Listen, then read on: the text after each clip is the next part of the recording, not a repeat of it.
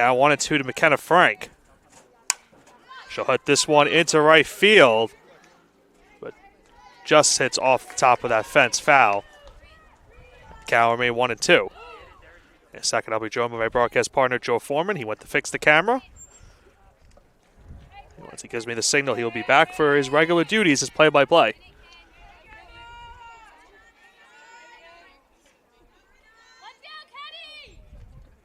One, two misses high and outside. Count now evening at 2 apiece.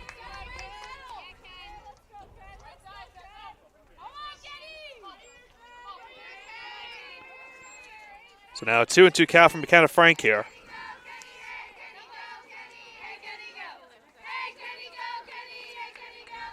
A 2-2 hit down the right field line, foul behind the Lightning dugout. And Joe, you're back on. All right, thank you, Nick. That was a bit of a surprise when we booted up and realized we had no camera, but the charger had fallen out, so it was operating on battery power. We got a game out of it, had to plug in to the outlet. We're all good to go. As that pitch is chopped foul, as Nick mentioned, leading off for the Lightning is McKenna Frank. We'll get you the rest of the Goldey-Beacom starting lineup in just a moment. In the circle for the Dolphins, Marina Grenier. We've seen her pitch quite a few times this year already. Have not seen her start a game here at the CSI Softball Complex. Her pitch on its way, and that's it sharply through the middle for a leadoff base hit. Frank had a nice game in Game 1. She opens Game 2 with a base hit through the middle, and the Lightning have the leadoff batter on. Good start to this game for Goldey-Beacom with that leadoff single. And as we also see in the field, Joe, the Dolphins also have a different defensive alignment that they had in Game number 1. Get you the full Dolphins lineup in just a moment. Defensively, that is. Following this next pitch. At the plate here, Hannah Davis, she looks at a strike. In the field for the Dolphins, first to third. Acosta, Warner, Balderas, Stalker. Outfield left to right, Acosta, Caffel, Whalen. Latour behind the plate, Grenier in the circle. And that pitch is fouled away. Starting lineup for Goldey-Beacom. Frank, Davis, Lowry, Bowman, Scott, Simpson, Pelkak, Friel. And the only Lightning player who did not get in Game 1 that is starting here in Game 2 is Delaney Insiga.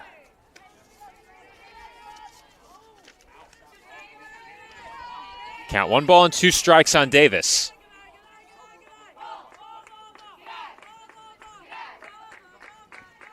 Long look in from Grenier. Her pitch on its way. And that misses high.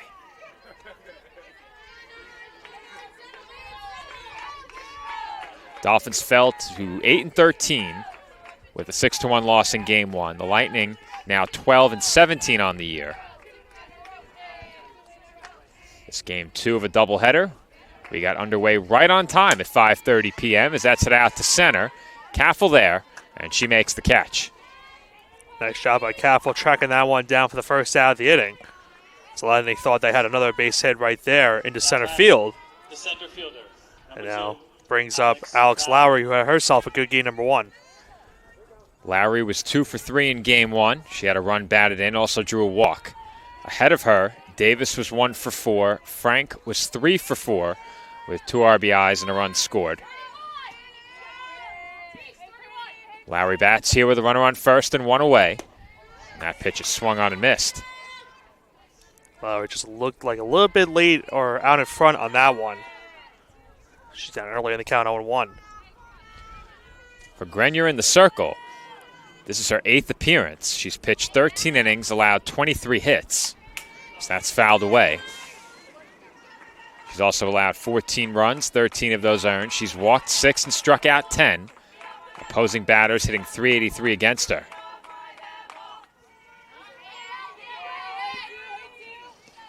She's ahead here, 0-2 on Lowry. Long look in once again ahead of the 0-2 pitch. That sails up and away.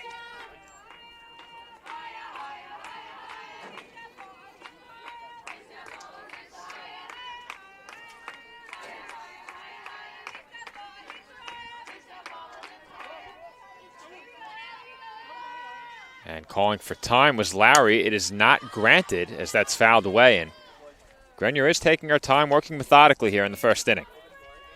Never a bad thing when you try to get the right pitch to throw on, especially when you have a 1-2 count. You can try to force the batter to swing at something on the outside and get her to chase.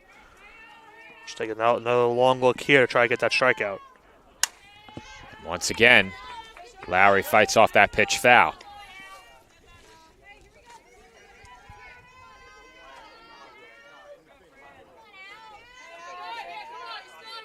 Frank, the runner on first, one away. Here comes the 1-2. That's grounded foul. And the battle continues as Lowry fouls off another.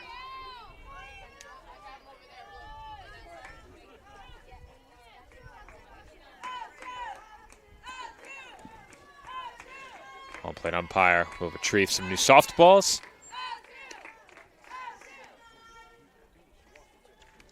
Taking a look back at the early game.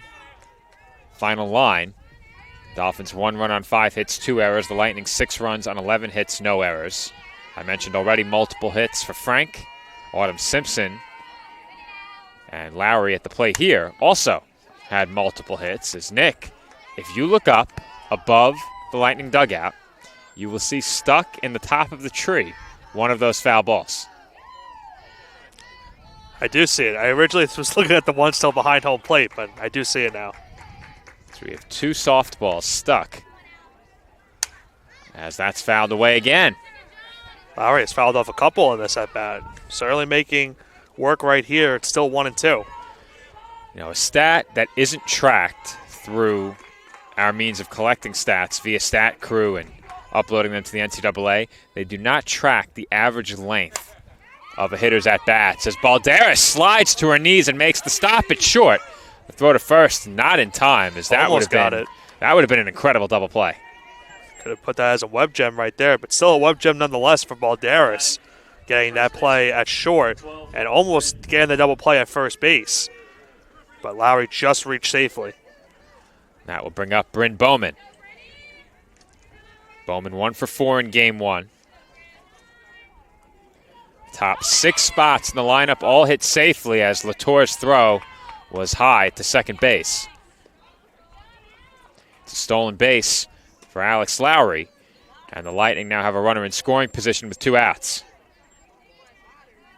A chance for Goldey-Beacom to take an early 1-0 lead right here. If Bowman can get a single into the outfield. And that's hit sharply through the right side for a base hit. Lowry being waved home. Warner's throw to the plate. Not in time, and that was awfully close. And Nick, do you think a swipe tag had a chance? I think so. I was trying to make my point, but the dirt behind home plate was coming towards us, so I didn't want to take some of I didn't want some of that. You didn't want a mouthful. You didn't want a mouthful of dirt. So understood. Yeah, we'll get a replay in a second of that slide at home, but good throw in right field nonetheless, and almost getting the runner out at home. But Goldey-Beacom takes an early 1-0 lead. It was a bang-bang play at the plate.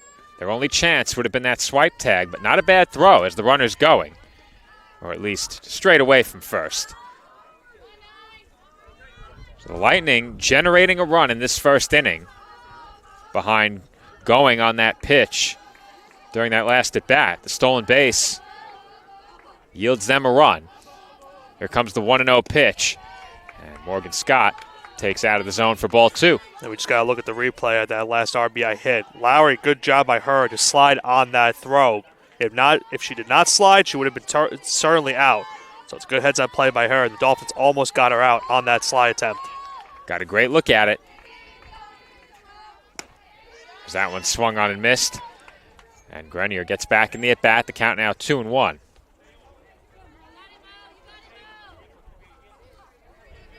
In the early game, Scott was 1 for 4, just as Bowman was ahead of her. And she takes outside here for ball 3.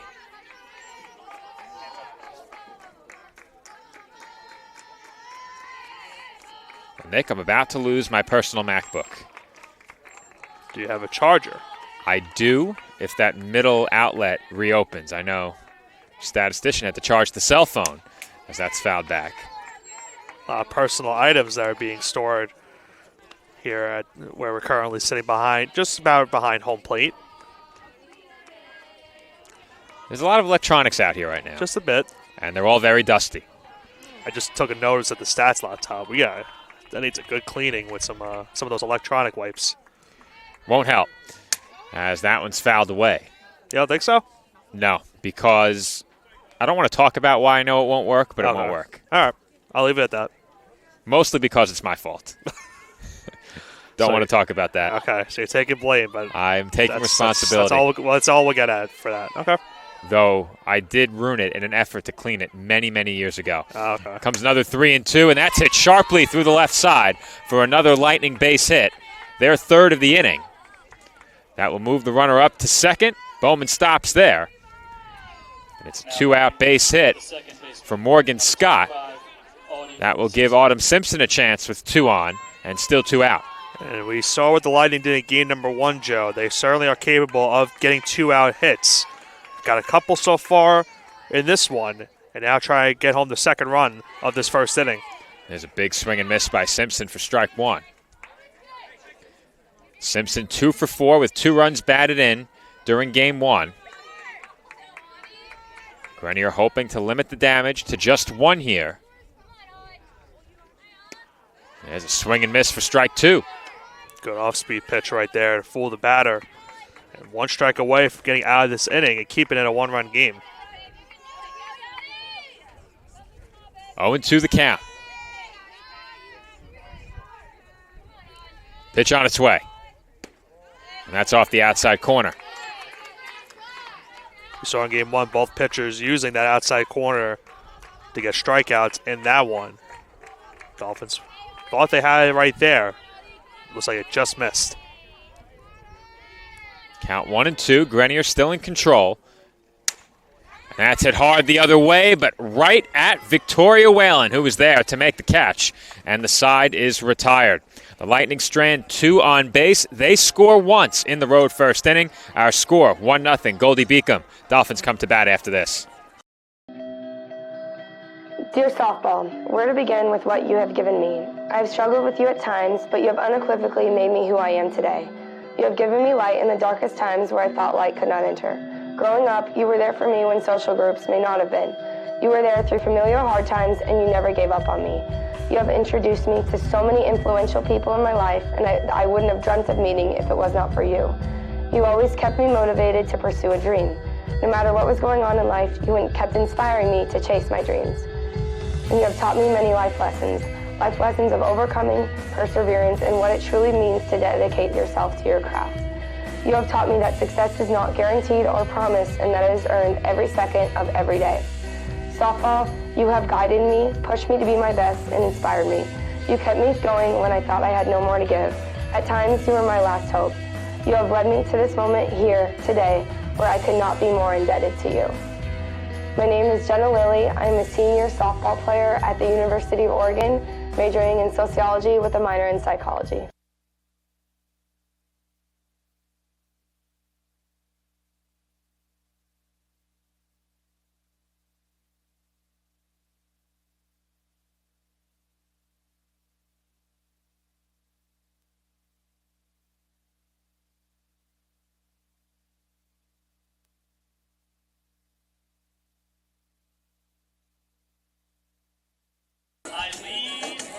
And we are back from the CSI softball complex where the Dolphins trail 1-0.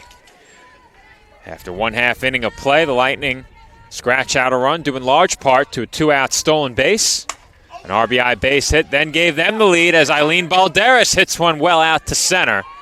But Nick, the wind blowing in today really knocked that ball down, and that's a long first out. Dolphins thought maybe, Joe, they had a leadoff home run to start off this bottom of the first and tie the game. We know Balderas certainly has the power to do so and try to bring home a home run, but as you mentioned, the wind kind of brought that one back in, preserving the first out for the Lightning there. That will bring up Amanda Stalker. Stalker in the early game, 1 for 2. Leading off in game 1, Eileen Balderas was 1 for 3 with an RBI.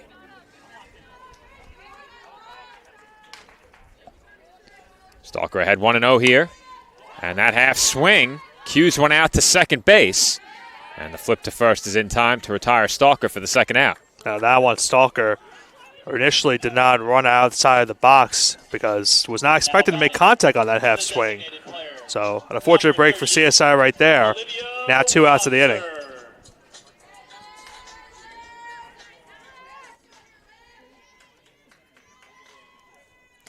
Olivia Wanzer the batter now as she tops one foul.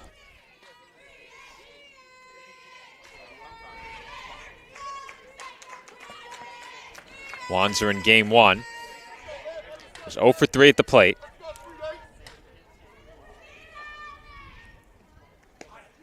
And that one is fouled away. Wanzer just got a piece out in front of that pitch. Elysia Doctor on that one, Joe. That was a great breaking ball, fooling Wanzer, having her swing out in front.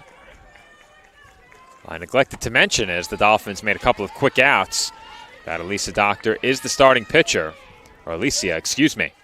Elysia Doctor, the starting pitcher for Goldey-Beacom. She did face the Dolphins last year. Took the Game 2 loss. As that pitch is in for a called strike 3, Wanzer goes down looking, and the Dolphins go down in order in the home first inning. We head to the second from the College of Staten Island. Dolphins trail 1-0. Dear softball, thank you. Thank you for taking in that crazy hyper 5-year-old and giving her a way to channel that energy so positively. Thank you for the role models you have given me. Thank you for teaching me how to be a teammate. Thank you for teaching me how to deal with failure. Thank you for all of my friends. Thank you for giving me an opportunity to go to a university like the University of Florida and get my degree while playing this incredible sport. Thank you for the bond you have created between me and my family. Thank you for all of the coaches that you have given me that have impacted my life but beyond measure. Megan Stotts, Lisa Vigo, Mike Stith, and Coach Walton. Thank you for this platform to impact the next generation of softball players. Thank you for giving Florida softball a way to honor pediatric cancer every time we step on the field with our yellow flowers. Thank you for the feeling of playing for something so much bigger than myself. Thank you for being so much more than a sport. This sport has given me everything and more.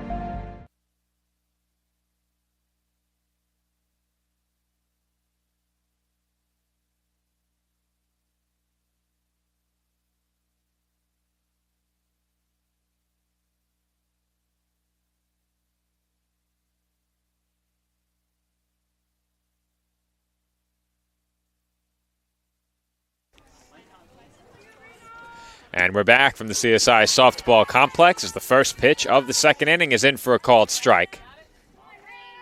At the plate, Raina Pelkak. She came on as a pinch hitter in Game 1. Stayed in the rest of the way. Gets the start here in Game 2 as she chops one to short. Balderas has it, and the throw to first is in time for out number 1.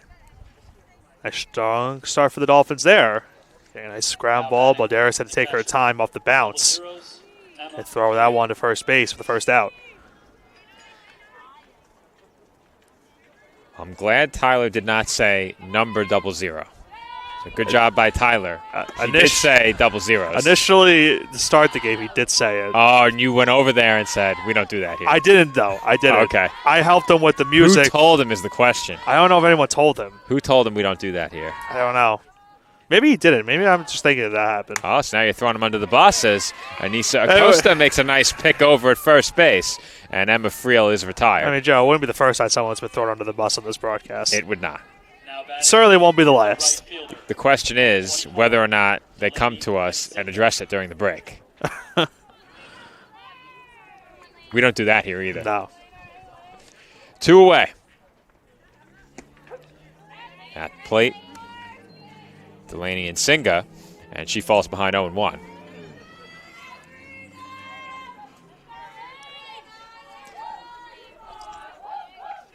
And Singa on the season, 6 of 33. Did not play in Game 1, gets the start here in Game 2, left-handed batter. And she's quickly in a 2-strike hole. Singa, obviously one of those batters that moves in on the pitch, so the Dolphins will have the infield in, trying to prevent any infield single from happening. That's taken high.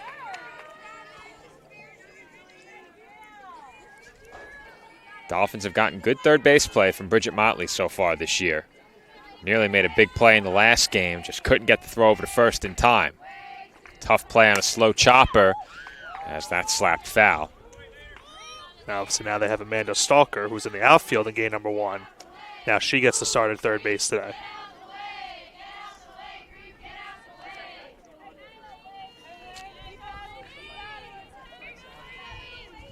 Comes the 1-2. And again, that slapped foul. Nick, sun's just about down behind us, and you can sure feel it. Yeah, I had to put my sweatshirt on. I didn't have that on for the entirety of game number 1, but it's starting to get a little bit chilly. It's about to get cold. Yeah. Oh, it's not starting to get cold, Joe. It already is. That's chopped to third. Chance for Stalker, and her throw is in time. Lightning go down 1-2-3 in the road second inning. They lead CSI 1-0. Dear softball, thank you. Thank you for the countless memories you have given me. Thank you for the friends and the family you have brought into my life. Thank you for giving me something to look forward to when the times got tough. You have taught me that this game is about so much more than myself and more than the wins and the losses. It's about the impact you can make on people and difference you can make in this world just by playing this game. Through the smiles, the tears, the sweat, and the injuries, you have given me the ability to live out my dreams and do what I've always wanted to do. Play at the highest level and compete with some of my best friends and sisters that stand to the left and right of me. You have brought so many great people into my life, some of my best friends that are no longer just friends but family. I fell in love with you at such a young age and I've never looked back. You have given me the opportunities that no other sport could have given me. You have showed me that you can bring so many different people from different backgrounds together to all play this game and all share one thing in common, you. You have allowed me to travel the world and see things I could have never imagined seeing and adventuring out and doing things I'd never imagined doing. You have given me the opportunity to grow your game and inspire so many young girls around this world. I will forever be in debt to you for the opportunities you have given me. The one thing I am most thankful for about you is that you have taught me that no matter how many times I failed in the game or in life, that things will be okay, because from those failures I would learn so much about myself to not only make me a better player on the field, but also a better person off the field and down this lifelong road. The life lessons you have taught me through this game, I will forever be thankful for to take with me and never let go. Softball, I love you so much. Please don't ever stop growing and inspiring like you did for me. Jessie.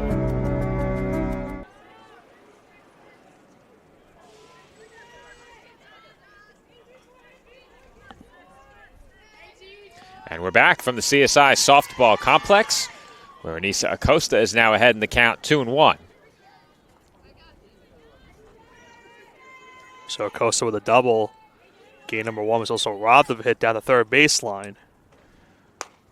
So that's hit softly back toward the circle, where Alicia Doctor has it for the first out of the inning. And very quickly we'll get you Doctor's numbers on the season. She comes in with a 6.37 ERA and a whip of 2.02. She's pitched to a 1-4 record across 12 appearances and 2 starts. In 40 2/3, she's allowed 68 hits, 50 runs, 37 of those earned. She's walked 14 and struck out 27. Opposing batters hitting at .354 against her. And last year, she did face the Dolphins and took the loss in that game. We'll get you those numbers in just a minute. That was the game, Joe, that I mentioned earlier on in game number 1. Dolphins won that one 5-1, and Anissa Acosta got the start for CSI and went the full distance with a complete game. Easily TJ's best start of the season last year. As in that game, Doctor went 5 2/3, allowed 9 hits and 5 runs, all earned. She walked and struck out 4. As Warner hits one a mile high, but well foul.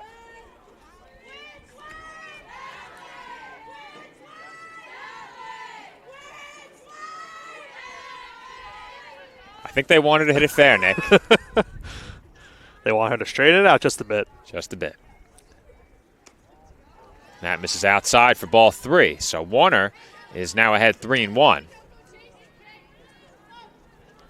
Warner was 0 for 3 with 3 strikeouts in the first game. Just couldn't solve Abigail O'Shields. That pitch is fouled away.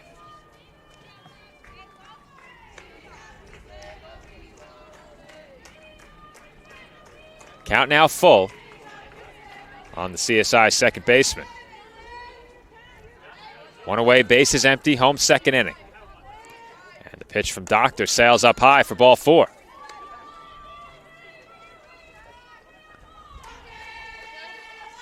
That will bring up Alyssa Acosta. I was able to extend the inning right there. The left fielder, number 12, Alyssa Acosta. Alyssa Acosta getting the start here in game number 2 in left field. Still only 1 out of the inning for CSI. And Alyssa takes a strike.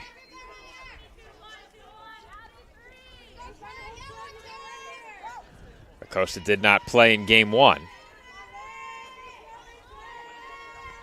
Comes in just 2 of 17 on the year. Missed some time with an injury as that's fouled away.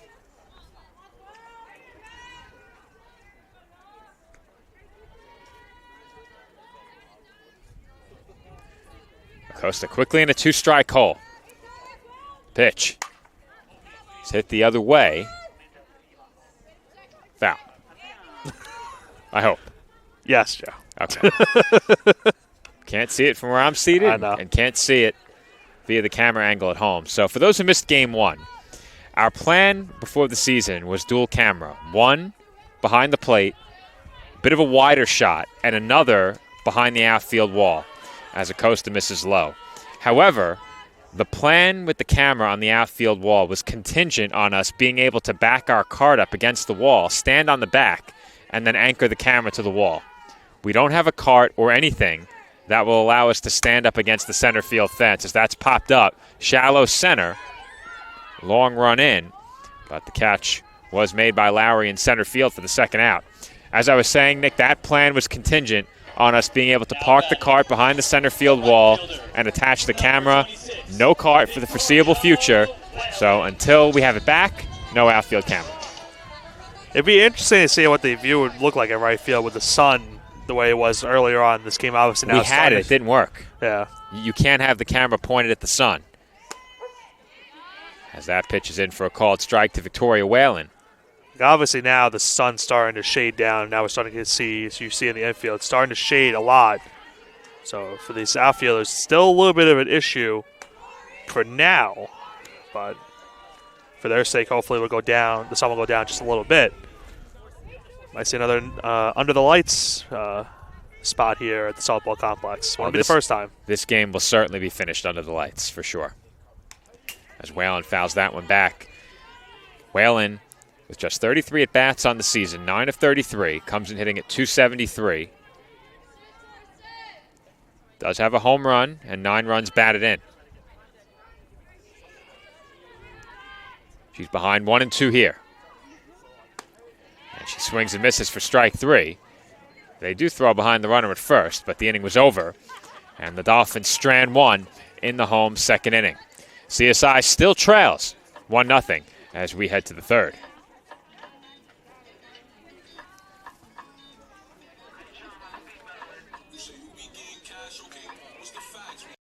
The legacy began in 1973. That was the year NCAA Division II was born.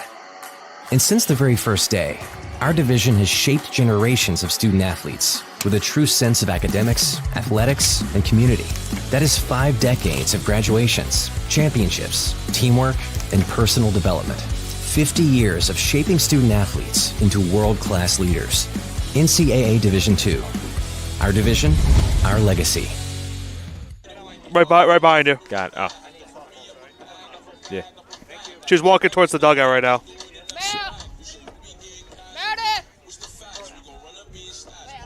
The umpire was saying about the onside measure. Steph, is that Emily leaving? Yes. Who's going to do PA? Tyler.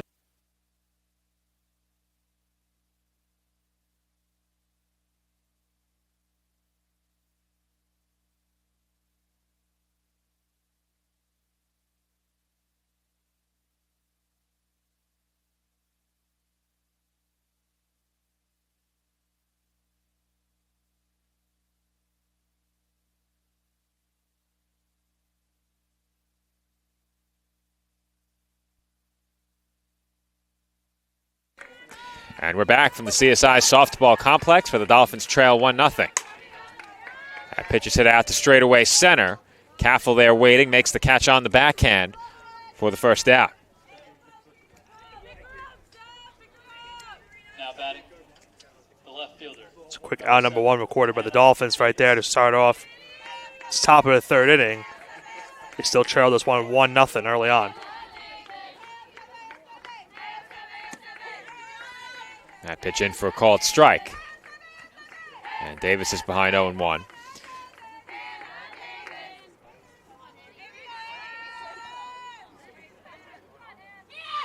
Davis shows bunt, lays it down, and that will roll foul.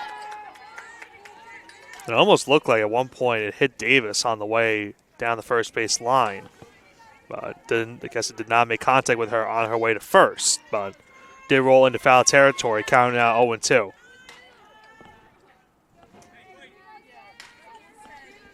Davis in a 2-strike hole, which likely takes the bunt off the table. Comes the 0-2. That's up and away.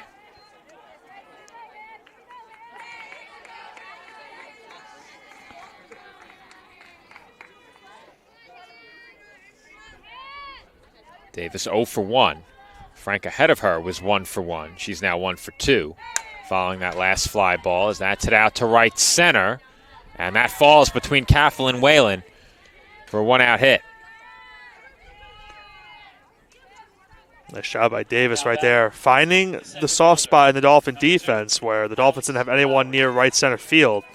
That one drops in front and gives the Lightning now a 1-out single.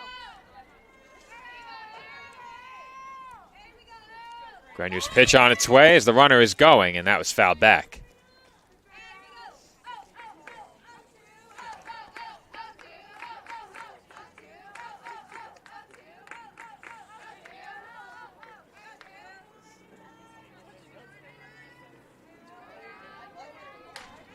Comes the 0-1. That's up and away.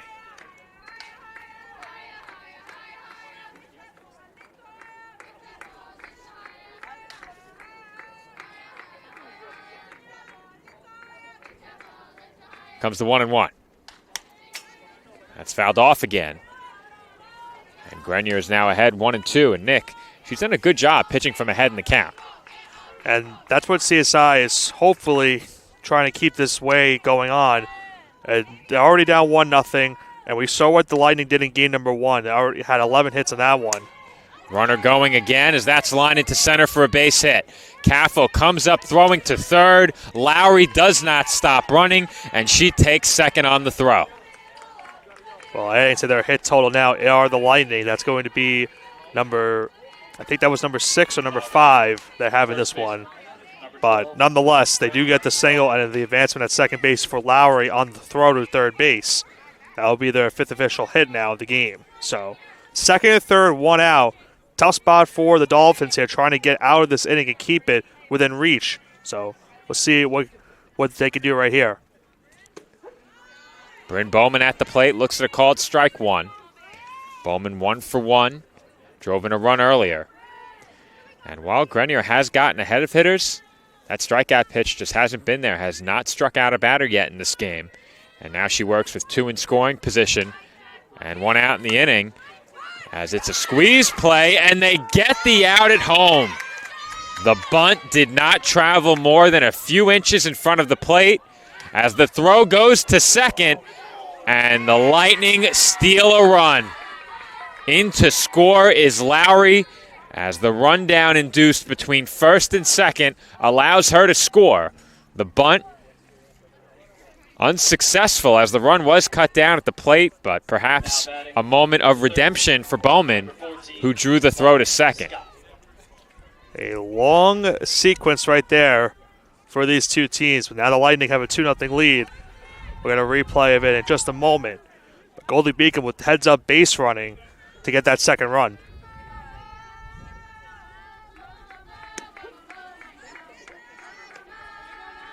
You see the bunt laid down in front of the plate. Great heads-up play by Latour to get the tag. And the Dolphins were able to force that rundown at second base. Well, that play got started with exactly what the Dolphins would have wanted. The bunt did not travel more than a few inches in front of the plate, maybe a foot away at most. It barely cleared the batter's box. And that made it an easy play for Latour. The throw went to second, And from there, it was a foot race. If they didn't catch up to Bowman, the run was going to score, as once the Dolphins decided to engage in that rundown, there really wasn't a play at the plate. Comes the 2-1. That's below the knees for ball 3. And that was one where we saw Sabrina Caffel, who was in center field, was at second base covering the bag. And you mentioned the rundown at first base. By the time the runner at third started running, the run would have counted regardless. Dolphins could not really make a decision quite quick enough to prevent that runner from third coming home. And now Goldey-Beacom takes advantage and now has that 2-0 lead. Count full. 3 balls and 2 strikes on Morgan Scott. She's 1 for 1 in this game. Looking to keep a 2-out rally alive. Runner going, and that's low. That will bring up Autumn Simpson with runners on first and second and 2 outs. The second baseman, number 25, Autumn Simpson.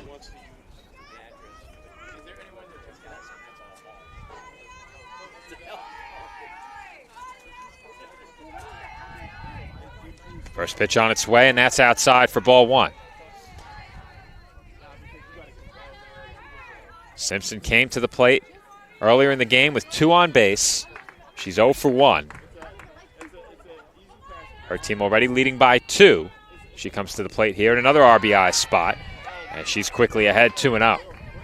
This is a spot for Grenier where she needs to get out of the inning and prevent any more runs from coming in. Obviously, it's still early on in the game, but Dolphins try to minimize the damage, keep this a 2-run contest. Dolphins would love to get this final out from Grenier in this spot, and that won't do it as that's lofted into right center and down for a hit. 1 run will score as the throw comes into second where it is cut off, and it's an RBI single for Autumn Simpson. It's now 3-0 Goldey-Beacom. It's now their 6th hit of the game early here in the third. And after having 11 in game 1, that will lead to a pitching change, Joe. Well, I'm sure the Dolphins would have loved to get 1 more out of their starter, but that's all for Marina Grenier as Kennedy Ruth will come in and take over in the circle. We'll be right back as we play on here in the road 3rd inning. The Dolphins trail 3-0.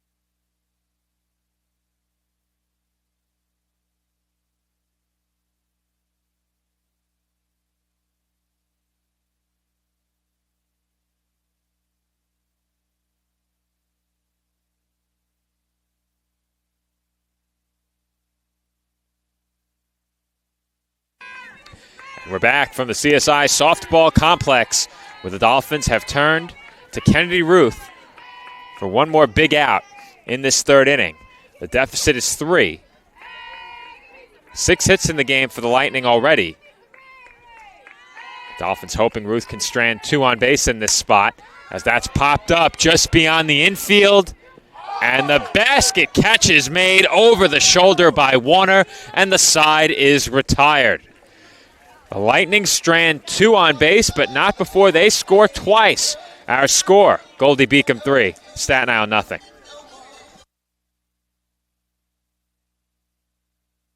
The Aesthetics Med Spa and Wellness Center. Our approach to beauty and wellness begins with a holistic plan tailored to the unique needs of our patients. When we consult with patients, we let them tell us what their problem is. We don't tell them what the issue is. We find out what they're looking for, and we discuss, and then we give them options. If you're looking to achieve radiant skin, you've come to the right place. We offer hydrofacials, microneedling, Opus Plasma, peels, facial and laser treatments, laser hair removal, body sculpting, fat freezing, hormone replacement therapy, Botox, IV drip therapy, and more. We are open Monday through Saturday and are located at 720 Forest Avenue, Staten Island, New York, 10310. We hope to see you soon. Visit our website at www.chiaesthetics.com for more information.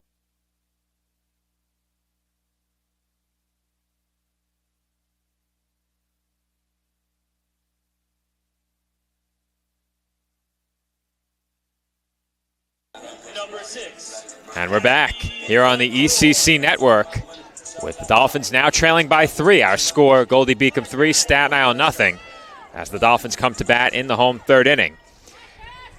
Dolphins will have 8-9-1. Latour, Caffel, Balderas due up against Alicia Doctor, who has not allowed a hit yet in 2 innings of work. She's struck out a couple, issued 1 walk, and she's been spotted a 3-run lead. What I'm wondering, Nick, is how long can she stay effective pitching out there in short sleeves? I couldn't make it past the top of the first inning while wearing a long sleeve that I had on. So credit to her. That is gutsy out there in short sleeves right now. It is pretty cold. Now, she's still partially in the sunlight. Won't be for long. We are now in shade, and you can feel it. You certainly can. And I can't say that I'm a fan of it. I can't recall the last time that we covered consecutive games in the cold like this. Now, to start the season, it was a bit cool. Yeah. We overplayed it for the sake of dramatizing, but it is definitely cold today. And it's not getting any better. As Latour goes up the ladder and swings through that fastball for strike 3. That will bring up Sabrina Caffel. So early strikeout for Doctor right there. Start off this bomb of the third. Number 21. Brings up Caffel, now getting the start in center field for game number 2. Try to provide CSI some spark. That was an awfully loud car. Had to try to overtalk myself while that car was going past. A lot of the time, you'll hear me pause in the middle of a sentence over here at softball. When that happens, it's because of a car like that with the very loud engine. I just don't try and talk over it. As that misses out of the zone for ball 1 to Caffel, count even at 1. History does bring some good news for the Dolphins. They played Goldey-Beacom in 2 separate doubleheaders. Both of those have been splits. As Caffel takes outside. As I mentioned before, the Dolphins beat Doctor last season. Scored 5 in that game. They'll need at least 4 in this game, as that's grounded to third. Caffel has good speed, but not good enough to beat the throw. And there are 2 gone. So a slow roller in game number 1. He gave the Dolphins an infield single as it hit off the third base bag. That one did not have a chance as Morgan Scott was right on top of it to make the second out of the inning. If there's something that I've noticed covering softball, it's that infield defense, whether it be decision-making or fielding those slowly hit ground balls or perhaps a ball slapped at you, a lot of the time, what happens on the infield decides games, as that was emphatically ruled foul. Again, I appreciate the emphatic use of it. I do. To tell everyone it's foul. You never know. Sometimes you can't hear the umpire. You never know. Some extra sounds of the game. Yeah. And we're very close, so you can pick that up on our microphones. From time to time, we bring the third microphone. We can stick it through the fence. There is one more headset in there. But do you risk the danger of something else being brought up on the air? If you stick it through that fence, you're good. If you stick it through the fence to my left, not so good. Count on Balderas, 1-1. Sights and sounds of CSI. And Balderas hits one well to left, but well foul. Speaking of sounds, the sound of that one going right down the left field line. Heads up any cars driving down there on their way to leaving the campus here today. Well, I'll tell you, Nick, if you put a headset through the opening in the fence and crank the volume up, but keep it far away from us enough that you can't hear us speak twice, you'll get those sounds of the ball hitting the bat very clearly.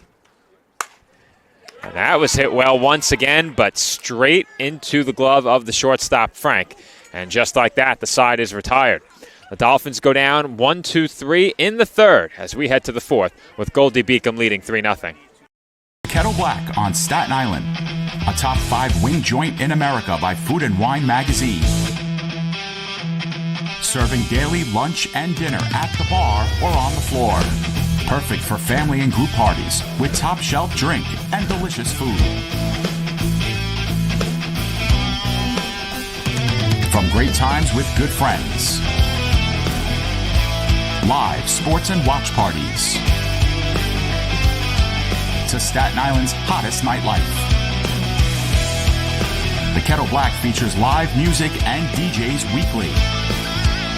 The Kettle Black features daily and nightly food and drink specials. The best Staten Island has to offer is at the Kettle Black. We'll see you there at the Kettle Black, located on 415 Forest Avenue, Staten Island.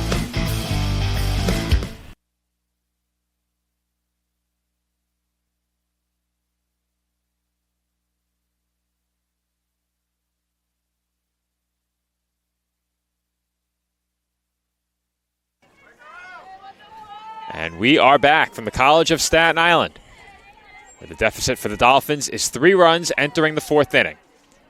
Kennedy Ruth begins her first full inning in relief after throwing just 2 pitches in the previous inning. Stranded a couple on base.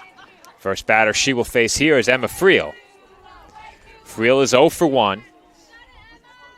She's gotten the start behind the plate in both games today as she looks at a strike.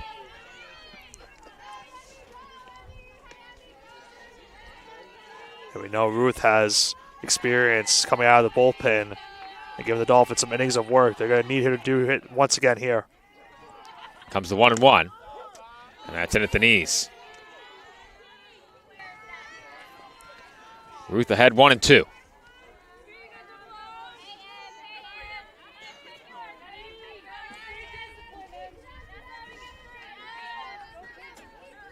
One and 2 on its way. And that's it right back to Ruth in the circle. Throw to first in time for the first out. Nice job right there for Ruth. Now batting, the right fielder, number 24, Delaney Asinga. Oh, new PA. Tyler's been tagged out. He has class. So Meredith has taken over, which means in the next half inning, I might take over because we have our batters in there with my announcement. Oh, we do. We right. do. They are in there. I forgot about that. We are in there. So okay. Perhaps I may get some PA work in during the next inning without leaving my seat. Thank you again, Tyler, for your contributions here today. Thank you to Tyler. Hold on, Joe. We have to do the proper thank you. We'll say it in a second. Thank you. Count now 0-2 to Nsinga here.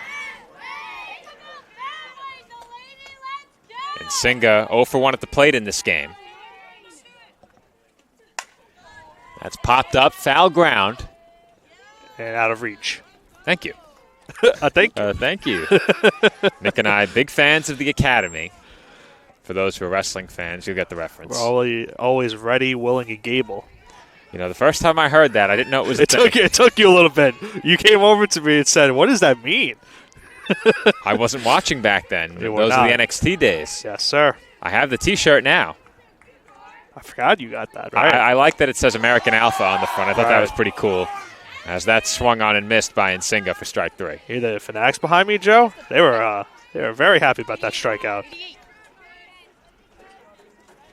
Now batting, number 88, McKenna Frank. That will bring up McKenna Frank. I'll Meredith, go provide some assistance in between innings over there. Meredith does a good job. She might get she might get on the spot. If you do too good of a job, then we're going to force you into duty. You don't want to do too well.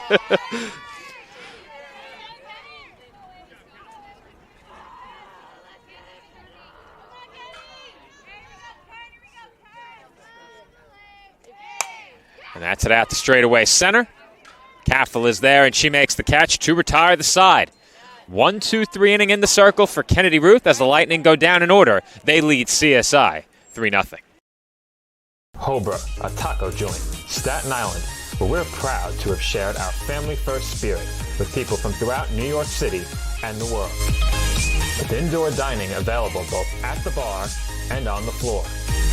Or step outside for additional seating and an outdoor bar. Serving beer that's crisp, ice cold, and worthy of a day at the beach. Cocktails that explode with flavor. And great food made with the freshest and healthiest ingredients available. Events feature food and drink specials. Live music. And the best of Staten Island nightlife. Your CSI Student ID saves you 10% on your dining order at Hobra. Visit us at 412 Forest Avenue, Staten Island.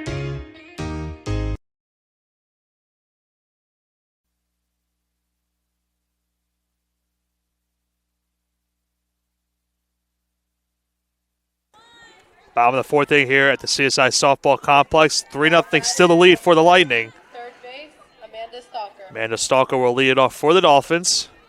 The Dolphins still in search of their first hit.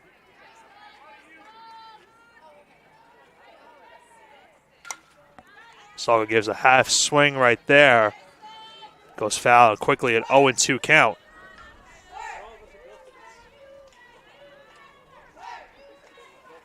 Doctor quickly with an 0-2 count here, looking for another punch out. Off-speed pitch, grounded to second. Throw on to first base in time, and there's now one away. Thank you, Nick. 38, Olivia Wanser. We had to make some moves over at PA with Tyler having class. Thanks to Meredith for stepping in. Had to get her all set up and ready to go. Now, do we have your introductions? We do. We do. If she does not want to announce our players, by all means. I mean, she's doing it so far. She is, but that button's looking awfully nice right there. You know, I do love the sound of my own voice when I'm in the venue. Well, I don't like going back and listening to it, though. Are you one of those people that don't like see? No, that's wrong because you always watch the old broadcasts. I do. For the games. I can't watch old broadcasts with myself broadcast like talking. Like there's just something about it. I can't do it. I grew up and I was never someone who liked the sound of my own voice. Right. I never thought of getting into broadcasting or public address. It kind of found me. We've told that story on the air many times, but it was once I started doing this and my voice is really out there that everyone would tell me you have such a great voice. And I'm like, really? Really? Really? I never before even considered it before I started doing this. And I think a lot of it, as Pat wanted to start a chant there. Please don't. You know, he's eager back there as Wanser's ahead 2-1 here. Pitch on its way. And that is crushed to left field. And that ball is off the top of the fence. Wanser headed for second, and she slides in safely. An emphatic slide at second base right there. She had to hustle once that ball took a bounce off the fence. And we have seen that before. Nick, did that hit the orange or the yellow piping? It hit the yellow. It hit the right yellow. off the top. Yep, right off the top of the wall. Of course, where I couldn't see it. But we have seen that before. That was close. But think of this now, Joe.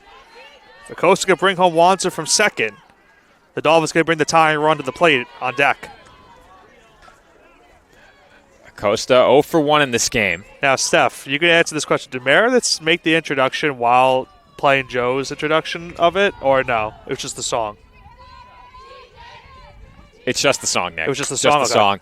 As that's grounded to third. Bobbled for a moment. Throw to first. In time? No, not in time at first. Joe. I was looking for an umpire on the right side of the infield, but there was a runner on second. You got to wait for the emphatic safe from second base. Olivia Warner. Good base running by Wanzer to advance on the throw. She was in a similar position the other day. Now, Nick, was the throw all for the bobble at third, you're thinking, Steph? That's an error. Think so? That's an error. If not for the bobble, they have Acosta at first base. All right. Error on the bobble at third.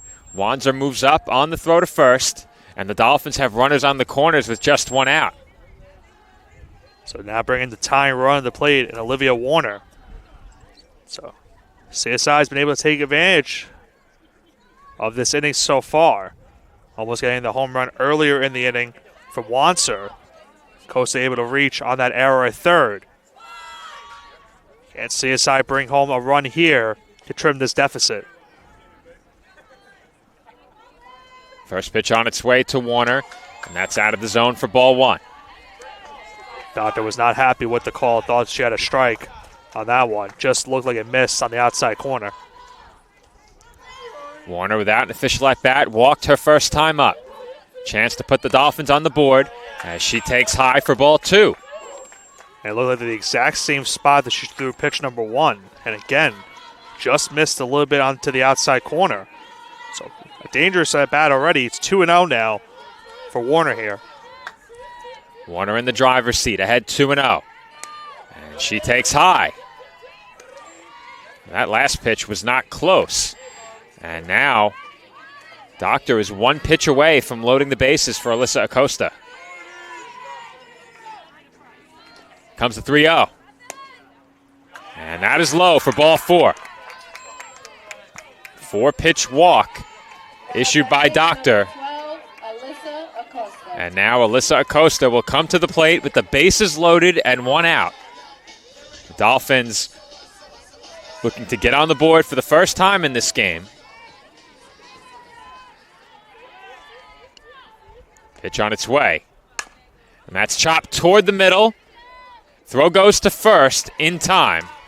And Acosta is out as Wanzer comes in to score. And the Dolphins are on the board for the first time. They now trail 3-1. That was one where almost could have been a double play right there for. I thought they had it, Nick. And I think they would have had it too. They had an opportunity. Maybe it might have been a little bit closer at first base because obviously we know Acosta out of the box is a pretty good runner. So they wanted to get the runner out at first. They'll surrender the run.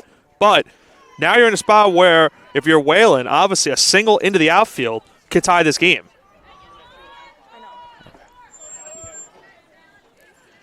Victoria Whalen is the batter. She's 0 for 1. And going to first there with that throw is big because now the tying run stands in scoring position. And think of it like this also for the Lightning. Leaves first base open. Obviously, a walk would be tough in this spot where it would load the bases once again. But Whalen takes a 2-0 strike. If you're a Doctor, you just got to focus on getting this out right here. We know Whalen has the capabilities of hitting a home run in this complex. We saw that earlier this season. She's still ahead in the count, 2 balls and 1 strike. A base hit could tie the game. And Whalen chops one to short. It's handled cleanly, and the throw is in time to retire Whalen for the final out of the inning. But the Dolphins do get on the board for the first time. They score a run in the fourth. Our score through 4. Goldey-Beacom 3, Staten Island 1. No, I'm right. The podcast that uncovers the origin stories of some of the biggest names in sports, media, and entertainment. Nick Durst here along with Joe Calabrese. Here we are, 200 episodes later, got 150 episodes with guests, our friends, soon to be your friends. Well, it's pretty clear, Joe, that it's all about You Know I'm Right, the podcast. That's my You Know I'm Right moment. Wanted to do a podcast, and everyone was like, what are you, crazy? Who's going to listen? You're not going to get guests. Well, guess what? I'm the best when it comes to getting guests. You could vouch for that. I am so happy that you asked me to do this. I couldn't have been more thrilled. And follow us on socials, check us out. I promise you, if you want to work in media, whether you work in media now, whether you want to quit your job and work in media, come to us, and I promise you, we will get you on the right foot. That's what it's all about, uncovering the origin stories of some of the biggest names in sports, media, and entertainment. Keep it locked on You Know I'm Right.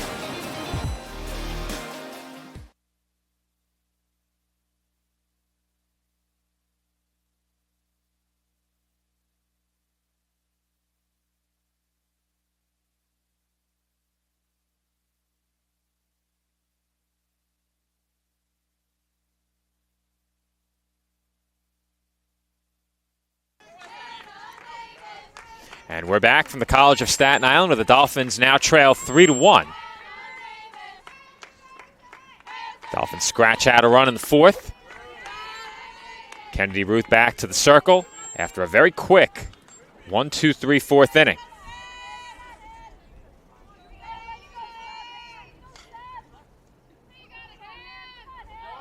Count even at 1-1 on Hannah Davis. And Davis grounds one foul. So, Joe, we had a discussion before we came back from break. Do the Dolphins now have 2 hits? Has that error been taken off the board? Yes. So I'll have to relay that to scoreboard. I see what you saw, Nick, on the play. I see what you saw on that play, Nick. There was a bobble, but it was hit slowly, a ball you had to charge on. I think ultimately it goes down as what you'd call hometown scoring. We also don't want to, have a discussion with the head coach if she thinks something Nick. otherwise. Nick is driving the bus right now. Oh, my goodness. What? No, I'm just saying. I'm not saying anything wrong with it. Listen, I would say I'm not a harsh scorer. If that were me, I thought that was an error. But you could give a hit on that too. In real time, I called it a hit. You corrected me. I think I saw what you saw for sure. It could have gone either way. When it's a coin flip at home, it's a hit. So I'm willing to change it. If it was egregious, we wouldn't change it. Nothing wrong with saying it during a break. I'm not saying there's anything wrong with someone coming over to tell us. I'm just saying. I was just saying. Just making an observation. It's all right. When I was asked, I said to Steph, well, Steph, how'd you score that?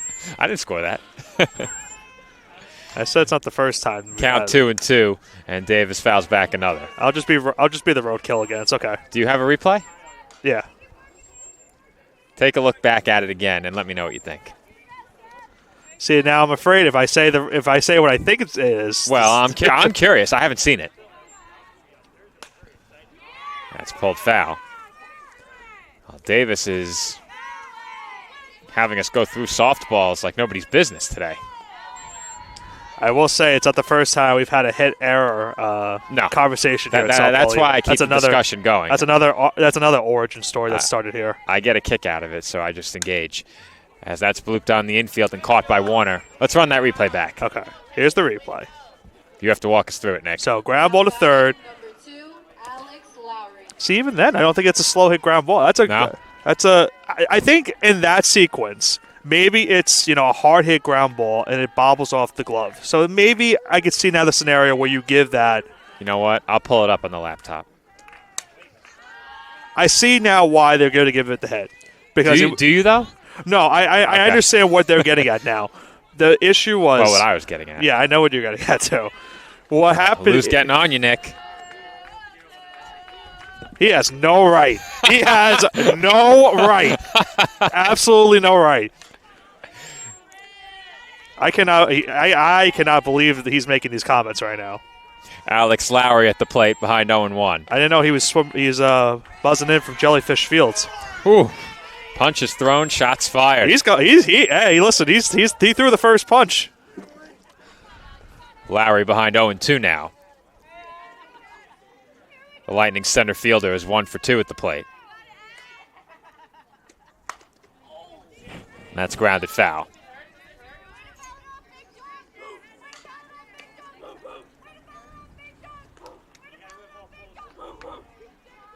At the end of the day, it was a hard hit ground ball to third.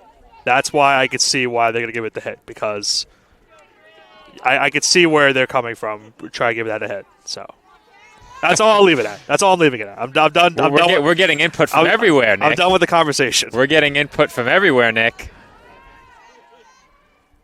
The comments are flooding into my inbox right now. As that pitch just missed. I couldn't tell if you were being serious or not. No, I actually am being serious. We have a lot of loyal viewers back at home.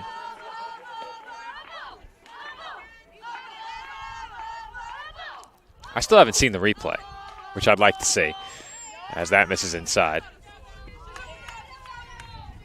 Could be the Wi-Fi, too. Maybe that's an issue why it's maybe not coming up. I did play it back. Yeah, I'm just not sure how long ago it was. Okay. It was after the last at-bat which ended right here. So I'll see it in a moment.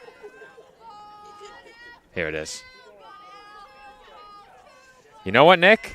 That was hit sharply, not softly. Right. That's why I'm saying. I said there was it was sharply hit. Yeah, that's a hit. Yeah. That's a hit. Now, that's why I can understand their argument for the hit now. It makes more sense. If it was a soft hit ground ball, that's a different story. Well, the viewers at home are getting a kick out of this conversation. I mean, we always get a good kick out of hit or error. We've had. It's not again. That's one of our more famous broadcasts we've had. As that ball's hit well to left toward the corner and over Acosta's head, it lands at the base of the wall. Pulling into second base standing with a loud 2-out double is Bryn Bowman, and Morgan Scott will be the batter. Bowman gave a good ride on that one, almost giving the Lightning a home run and extending their lead back to 3 runs. We get another 2-out hit here. We've seen a couple of those here today for them. That just shows how bad my memory is. I thought that was a dribbler down the line where it was bobbled on the exchange. No, it was a I'm thinking of plays from last game. It was a sharp hit ground ball. The cold's getting to me. That's no doubt a hit. I could see the originals like off the bat originally. That's why I thought maybe it was the error. But once you look back at replay, obviously it being that hit, like sharp hit of a ground ball to third, that's where I can see the conversation for the hit. And obviously, that's the final conclusion of how that one is scored. The book is closed. The count on Scott, 2-0 now. Runner in scoring position at second is Bowman with 2 outs. And Kennedy Ruth would love to keep this a 2-run game right here. Big out to get in the spot. As that's lined through the left side for a base hit, Acosta comes up throwing for the plate, and the throw is offline as Scott will advance to second. And the Lightning get the run they surrendered in the 4th inning back. It's now 4-1. Another 2-out hit for Goldey-Beacom. And once again, Joe, we saw in game number 1 the amount of hits they got into left field. They get another one right there. A 2-out single, advance to second on the throw to home plate. And it's now a 4-1 lead for Goldey-Beacom. Well, Nick, we have the endorsement of our lead statistician, Louis Matrone, in the staff group chat for hit. Okay. So now you know we can rest easy. Okay. We haven't seen him in so long, I thought his picture might have to come down off the website.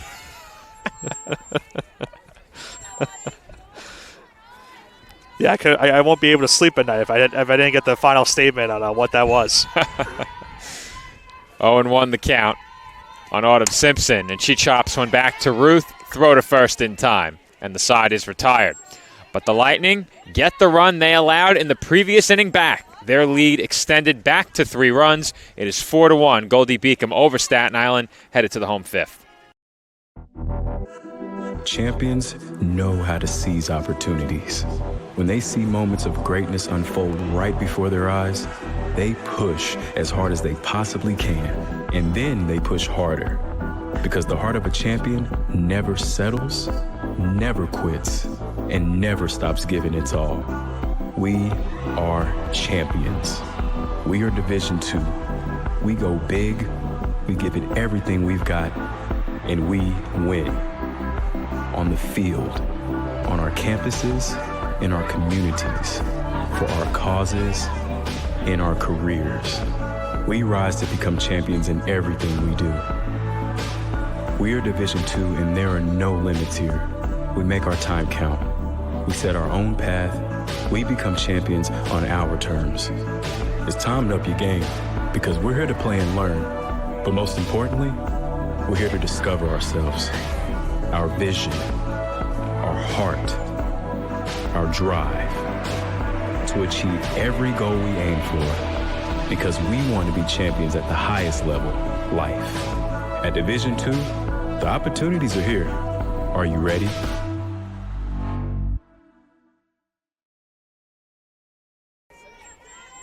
And we're back from the CSI Softball Complex, where our athletic communications coordinator, content creator, I'm the coordinator, he's the content creator, both of us. The cold really is getting to you. Both of us send our greetings, but Marquise wanted us to send his greetings from the dugout. He's right next to the microphone now, making sure. He loves the viewers, he says. Does that mean he loves us?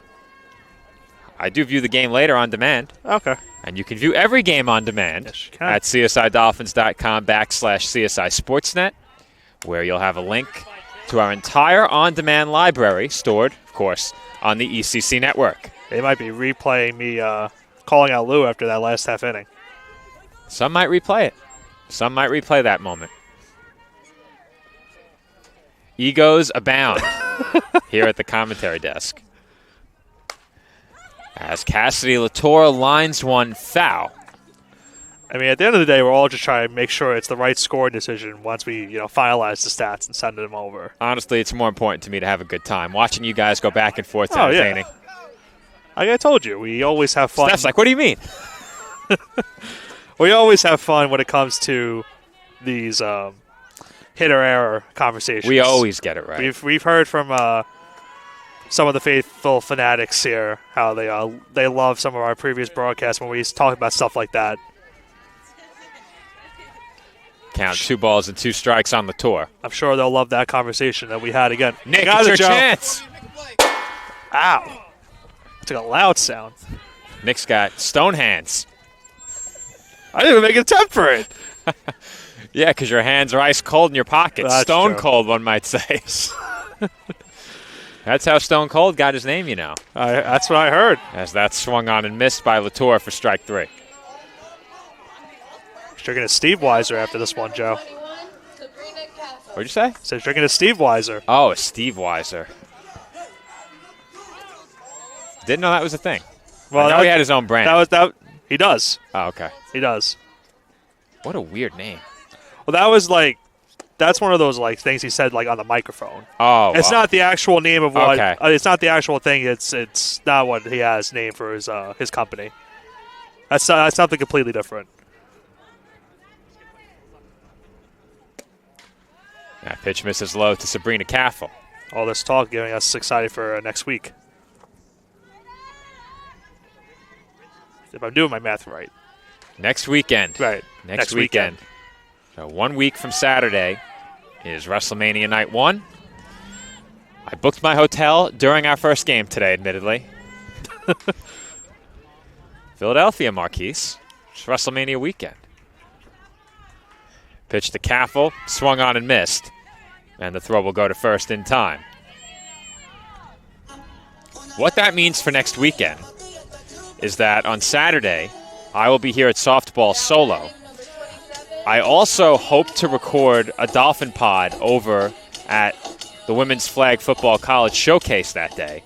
I'm not sure that's going to be possible as the two events overlap. We'll figure it out. It's going to be tough. If I arrive in the morning for the showcase portion rather than the games portion, I should be able to get an episode in. Then I'll make my way over here. However, on Sunday, we have baseball. We're going to set up on Saturday afternoon when we're done here at softball. However, we need a commentator for Sunday. Marquis says he's got it. But is Marquis going to be impartial? No. There is no chance Marquis will be impartial. At least he's willing to admit that. If he doesn't admit it, I'll make sure everyone knows it because Marquis is very partial. As that pitch is hit well by Eileen Balderas, right back up the middle into center field. And Balderas is on with a 2-out base hit. Dolphins looking for a little bit of a 2-out rally here, Joe. Down 3 in the bottom of the 5th. Now batting number 30. Brings up Amanda Stalker. That will bring up Amanda Stalker. At some point today, our speakers got very low. It does sound very low now. Is someone playing with that dial again? I hope not. You see the shining LED light around the dial. You just want to turn that thing and watch the light go on and off. It's like a big red button, Joe. It's right in the dugout if you want to turn it up, Marquise. Can't leave yet. Have to wait during the next half inning. And that's lined to right field for another Dolphins hit. Balderas takes the turn. She's headed for third. Throw is not in time as the ball gets away, and Stalker advances behind Balderas up to second.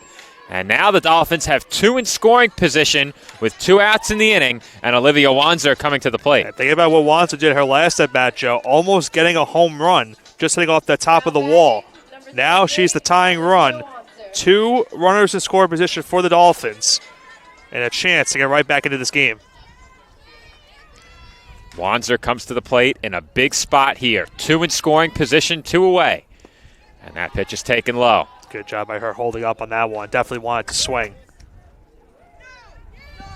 No is the verdict on the infield. Did she go? No. I was being distracted by someone behind you, Joe, trying to make me say a comment I don't really want to say. Okay. As Wanzer takes a strike. Let's just say it's a comment with both runners on base, and that's all I'll get about it. That's it. I'm going to leave it at that. Pitch on its way, and Wanzer takes strike 2. Off-speed pitch from Doctor right there, fooling Wanzer. So Doctor now 1 out away from getting, or 1 strike away from getting out of this jam, but keeping herself up 3. And Wanzer takes high. Think about this also, with first base open, I obviously don't want to walk Wanzer in the situation and bring up the go-ahead run, which would be Anissa Acosta on deck. And Wanzer taps one down the third baseline, foul. Oh, so she got that one off the end of the bat. Let's see, so you definitely can't put Marquise on it if he says that. Well, I didn't hear what he said. He said love the hustle. Okay. You could get away with that. Okay. All right. You cannot get away with let's go after a base hit by the home team. You cannot get away with that. Doctor thought she got away with that last pitch, Joe. Just missed a little bit inside. Full count, 3-2. That one was awfully close. Awfully close. Count full, 3-2. First base is open. Anissa Acosta on deck. And Wanzer takes out of the zone for ball 4. With 2 outs, the bases were empty. Balderas singled, Stalker singled and advanced on a throw to third. Wanzer walks, and now Anissa Acosta will bat with the bases loaded and 2 outs. If there's anyone on this team you want with the bases loaded, it's Acosta. And she got under it. That's it to shallow left. And that is down for a hit. 2 runs will score. And the Dolphins are back to within 1 on a bloop single by Anissa Acosta. That ball just got down in front of Davis and left. And that's one where Acosta, where you have to play her back because you know of her raw power and can get a home run. That one just bloops into left field. Dolphins take advantage of that, get a 2-run single, and now make it a 1-run game. Tying run on second, go-ahead run on first base, and now it's Olivia Warner coming up to the plate. And I think we also might have a pitch runner here coming up for the Dolphins. I think you're right, Nick. As Tracy Garofalo has passed the change along to the home plate umpire, that will prompt a conference in the circle for Goldey-Beacom. As Kristen Cardillo checks in, she will run at second base. It doesn't look like we're going to have a change of pitcher for the Lightning here, so it's just going to be a conference at the circle. Pitch running for your Dolphins, number 16.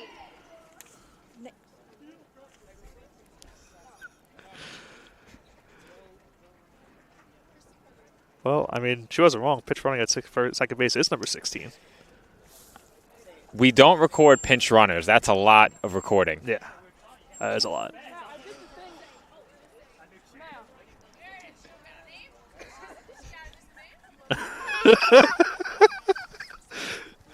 We're going to have some fun with this one at the next staff meeting. We should be in break right now. You didn't bring us to break. I did not.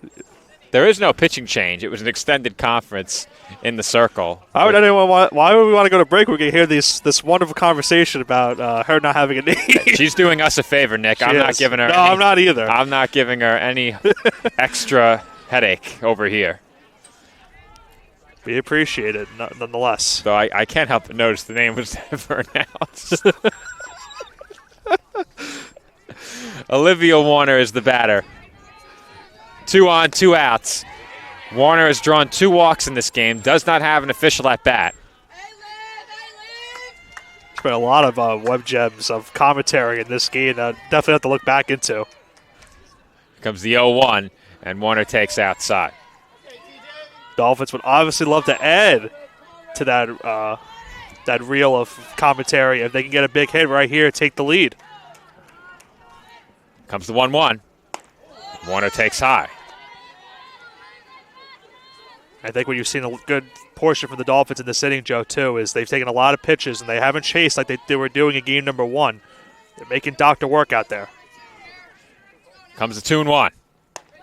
That's high. Well, Doctor has 3 walks in the game overall, but she's really seemed to lose her command in this inning.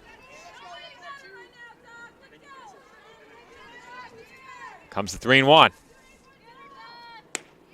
And Warner takes a strike. So an all-important pitch coming up for Doctor right here. 3-2, 2 outs, 1-run game. Up to Olivia Warner for the Dolphins here. Pitch to Warner. Hit in the air out toward right center. That might find the gap, and that is down for a base hit. The go-ahead run heading home. Throw to the plate, not in time.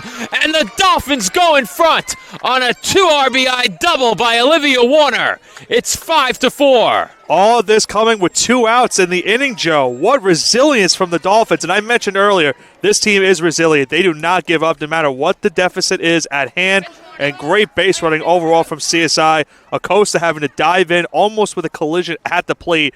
Could have maybe made a case for a catcher's interference on that one, but nonetheless, the Dolphins do get the 2 runs, 4 runs in the inning, and as I mentioned, all coming with 2 outs. They have their first lead of the day. No quit in this Dolphins team as they have come back to take the lead. We saw it last week against D'Youville. The Dolphins came from behind, got back in front, and once again here in this game, CSI coming from 3 runs down to take the lead 5-4 in the 5th. And that will prompt a pitching change. So we will be right back as the Dolphins will send Natalia Nath to the plate as well. The new pitcher, will spoil it ahead of the break. It's Morgan McLean. She will get warm, and we will come back with the Dolphins' bats heating up. It's now 5-4 CSI.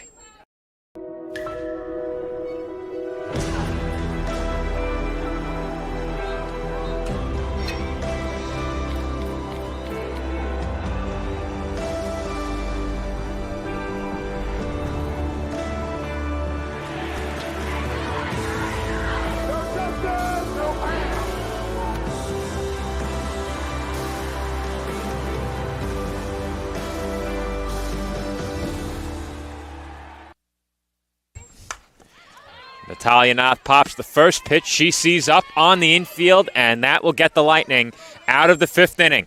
But not before the Dolphins strike for 4 runs. They now lead it 5-4 as we head to the 6th.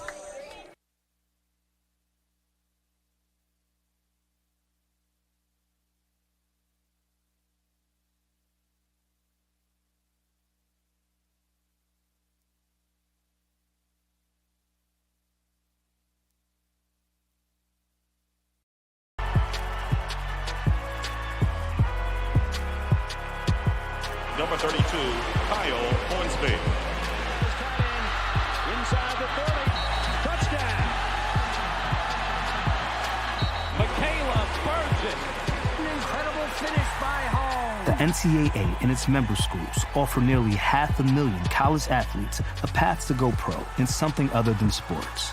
Learn more at ncaa.org.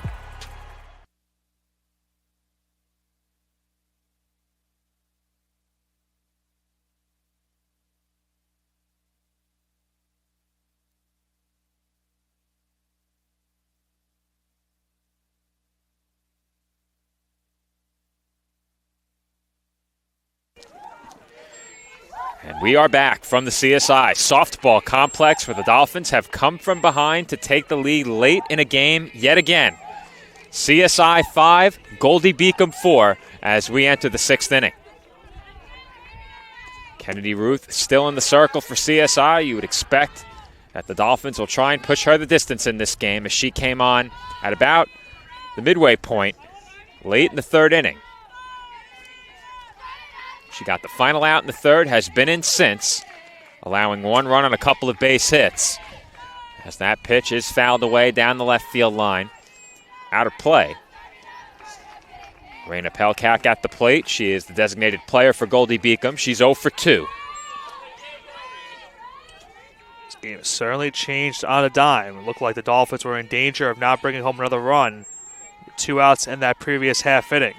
Getting all of their runs for them in that 5th inning and taking the lead. Well, that last inning not only got CSI in front by a run, but they did it all with 2 outs. And you said it, Nick, and that makes the rally that much more impressive. Clutch hitting, some breaks in there with the bloop hit by Acosta, but Dolphins will certainly take it.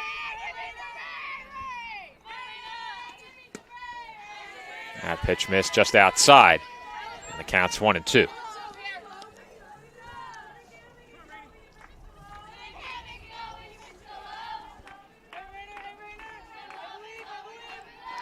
Comes the 1-2 pitch.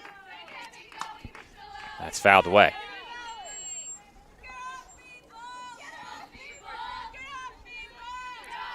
We've seen all game the Lightning, when they've fallen behind in 2-strike counts, they have continued to keep at-bats alive and fight pitches off.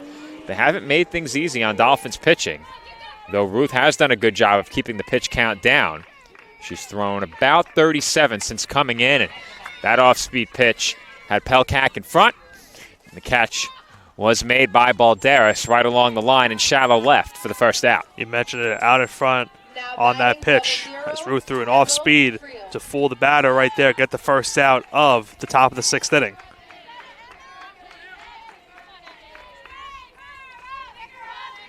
That will bring up Emma Friel. Friel is 0 for 2. And she takes low for ball 1.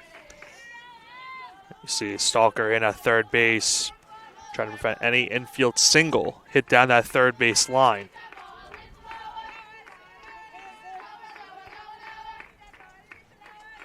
.1-0 on its way.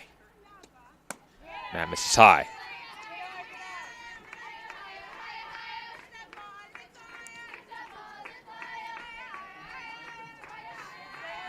Well, Nick, our USB sound cards have arrived.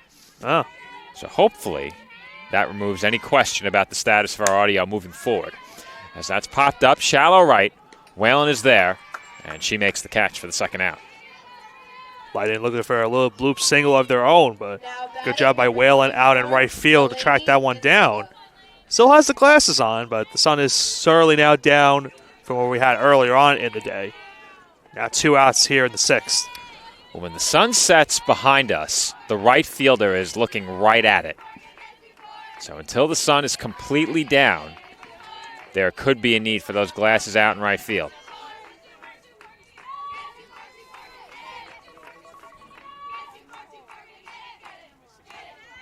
Count 1-0. Delaney and Singa at the plate, and she takes high.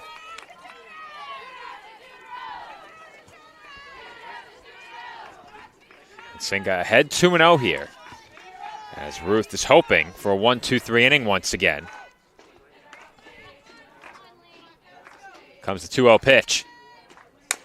That's chopped to second. Warner was playing in, but she does get there. And the flip is in time over to Acosta for the final out of the inning. 1-2-3 inning in the circle for Kennedy Ruth. The Dolphins maintain a 1-run lead and will look for some insurance when they come to bat in the 6th inning. If I lose, I'll respond with respect. If I win, I'll back it up with humility. If I fail, I'll rise up with honor. It's tough for us to put it all on the line. Don't undo my hard work with poor sportsmanship. Respect. It's the name of the game.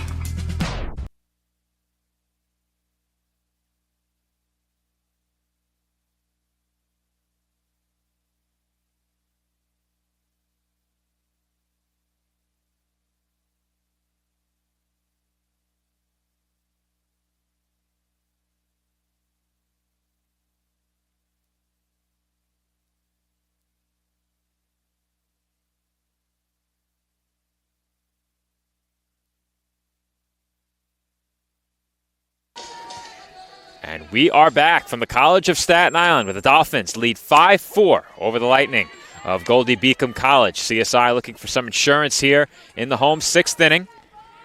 And And they will send Victoria Whalen to the plate to lead things off. 7, 8, and 9 due up. Whalen, Latour, and Caffel. As Whalen pops that up on the infield, where the catch is made over at second base. And there's quickly one away. Quick first out of the inning for the Lightning recorded right there. Cassidy Latour now comes up for the Dolphins. And you mentioned, Joe, in the previous half inning, CSI looking to add some insurance as they are now 3 outs away from splitting this doubleheader. Life is apparently a highway during that pitch.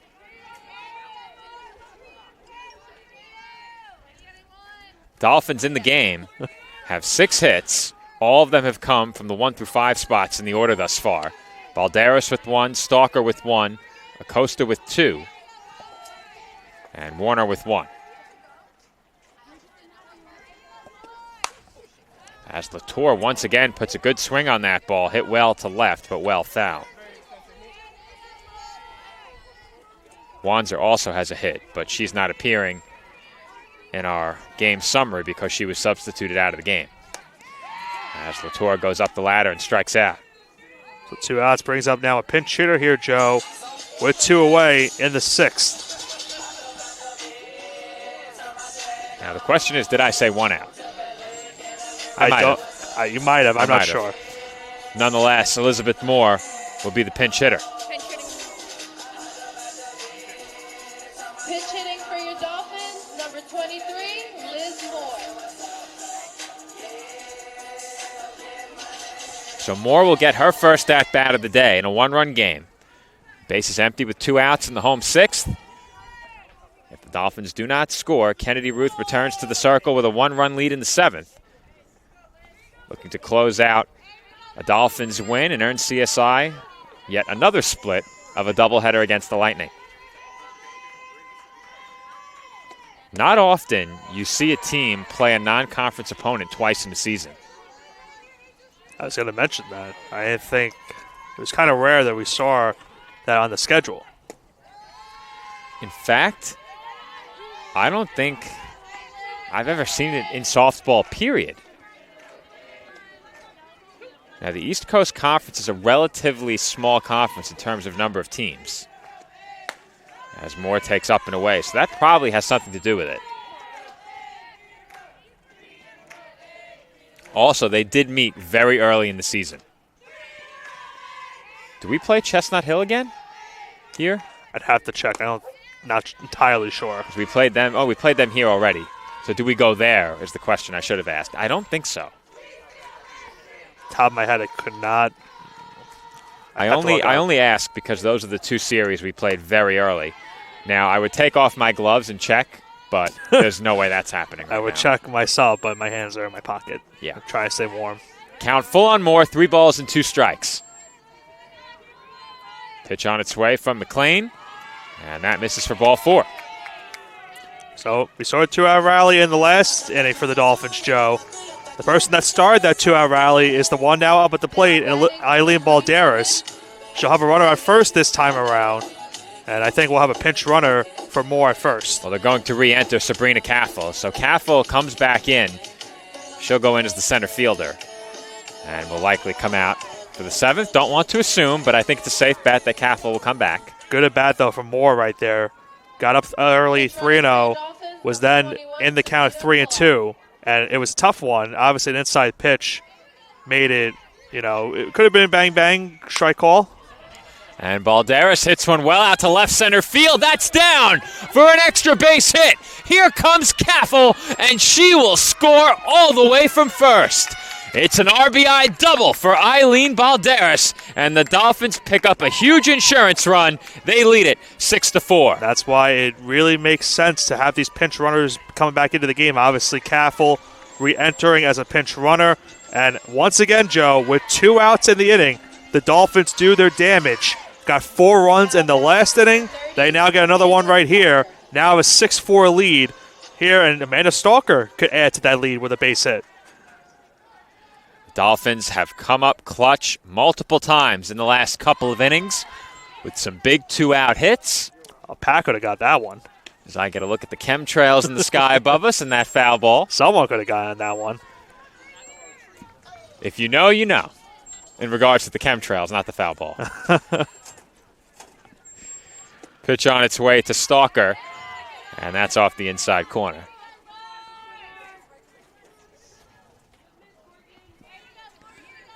One ball and one strike the count on the CSI third baseman. And Stalker fouls that one back. So Stalker now down the count 1-2. She was a little bit out in front on that one. Would love to give the Dolphins another hit right here, give them their 8th of the game, and give them a 3-run lead. Comes the 1-2. That misses high. Stalker 1 for 3 in this game. Ahead of her, Balderas is now 2 for 4. Olivia Wanzer would be next if Stalker can keep the inning going. There's a swing and miss for strike 3. So the Dolphins strand Eileen Balderas at second, but not before Balderas doubles home a big insurance run. As the Dolphins add 1 in the 6th, they now lead it 6-4. On and off the court, we're focused on creating lifelong opportunity, and that starts with education. More college athletes are earning degrees than ever before, but we've still got work to do. That's why we're raising the bar for incoming freshmen, so they're prepared when they get to campus. And why teams can't play in championships unless they make the grade. Education matters, and putting academics first creates a pathway to a lifetime of opportunity.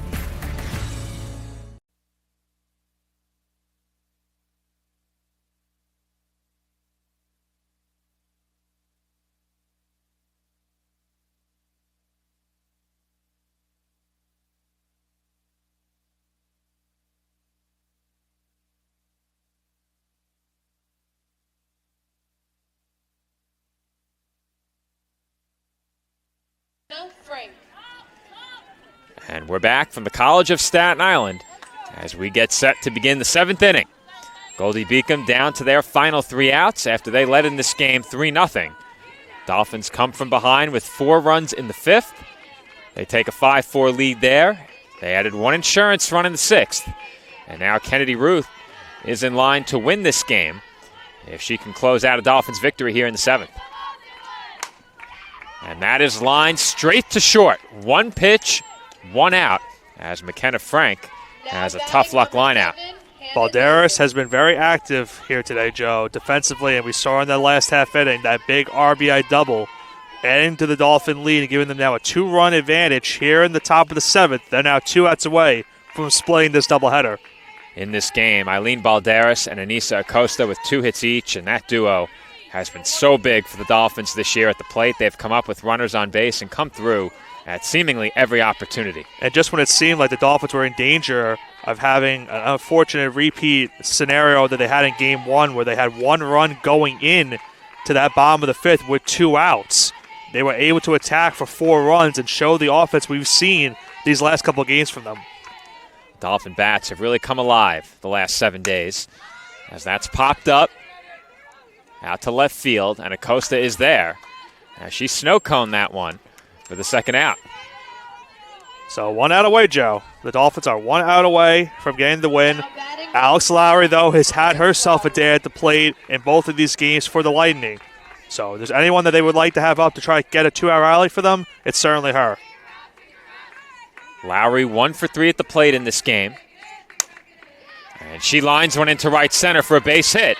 And the Lightning will get the tying run to the plate as that rolls all the way to the fence. Lowry will coast into third base standing with a 2-out triple. And how big is that insurance run now, Nick? It's more big than ever. Thankfully for the Dolphins, they were able to get that insurance run because they could have brought the tying run at third base in this scenario. But now for the Lightning, they'll have the tying run at the plate in Bowman. Well, a dangerous power hitter at the plate in Bryn Bowman. She's 2 for 3 in this game. And if you're Goldey-Beacom, there's no one you'd rather have at the plate in this spot, representing the tying run with 2 outs in the 7th inning. That last hit just past the glove of Warner at second base. Just cleared her over there. Didn't clear the glove by much as Ruth falls behind 2-0 against Bowman. Dolphins certainly had some scares on Friday, Joe, in the late innings. trying to close these games out. They're hopeful to get the closure on this game. Well, Ruth has done a lot of closing this year for the Dolphins. She is well accustomed to pitching in these high-pressure situations. I think that makes it that much more valuable when you can limit her workload by having her come in midway through a game like this. Here she walks Bowman on 4 pitches. And now the tying run is on base with Morgan Scott coming to bat. Morgan Scott now representing the go-ahead run. And are we going to have maybe not. I think they're going to just talk. I think Tracy Garofalo is just going to talk to her pitcher here in the circle. I think it's a conversation regarding strategy, as we are going to have a pinch runner over at first base as well.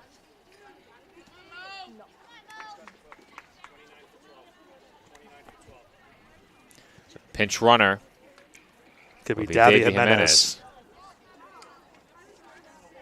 Dueling pronunciations there. But I think we both said a different way to say the first name, though. We did. Yeah, okay. I said dueling pronunciations. I think either of us could have been right. Nonetheless, Jimenez the pinch runner. I am holding the pronunciation guide in my hand. They have the last name there. Now batting number 14. Though, I'm inclined to think you were right, because Javi is Javi. So I'm inclined to think you're right. I'll chalk that down as one of the as a moral victory. First pitch grounded to short. Balderas goes the short way, and the ball game is over. It takes just one pitch to record the final out in this one, as the Dolphins come from behind and defeat Goldey-Beacom College by a final score of 6-4.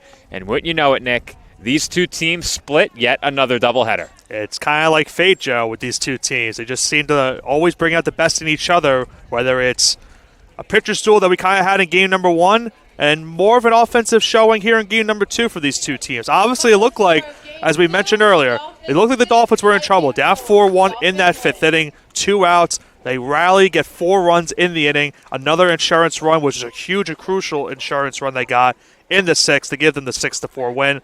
And I mentioned, Joe, for this entire season for the Dolphins so far, the resilience of this team is something that you have to like if you're a Fanatic fan. They do not. Well, there you go, fins up.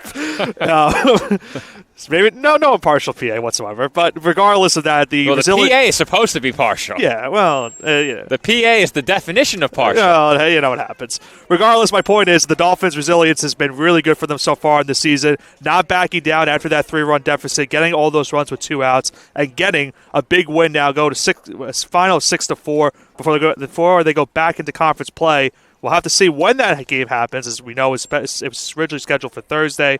We'll have to see when that gets scheduled, though. I am not counting on softball being played on Thursday based upon the forecast I saw this morning. If they do play, I would presume that I would be up at baseball and you would be here, and then I would come down and meet you, hopefully for Game 2. That would be the likely plan. I would pull double duty over at baseball. I'd score that game as I call it. You would be down here, and then I would join you once the baseball game is over. However, weather making Thursday look unlikely. If there is a scenario where baseball elects to move their game and softball tries to play, you and I would call this game together on Thursday. We will see when the time comes. But until then, this has been Joe Foreman alongside my broadcast partner, Nick Bavona. From all of us here at the College of Staten Island, we thank you for watching. Our final score here in Game 2, College of Staten Island 6, Goldey-Beacom College 4. Be sure to tune in on Thursday. As of right now, those games are still on. So we ask you to tune in on Thursday and check to make sure we are on the air. If not, we will have all rescheduling information over at csidolphins.com. We will certainly be with you this weekend on Saturday. The weather looks good on Saturday, as the Dolphins will host Queens College here at the Softball Diamond. If you're looking for softball, you can find it then. Baseball, Thursday, Friday, and Saturday as of now. But until then, thanks for watching. We'll see you later in the week.